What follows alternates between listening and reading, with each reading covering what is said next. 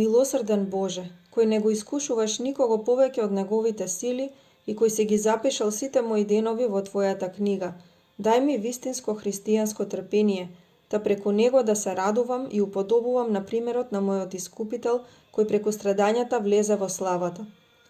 Научи ме да познавам што ми е потребно во светот, во кого началникот на темнината е Бог, за да не вообразам во него спокојство и телесна веселба, туку да се научам во Христа и усрдно да се подготвувам за времето на злото што ќе се случи. Ти, мој Спасителу, веќе си ме искупил од сегашниот лош век и на крајот ти ќе ме извадиш од него. Но ако според Твојата волја се уште треба да бидам во него, укрепи ме со Твоето сесилно слово, без кое требаше да загинам во својата несреќа.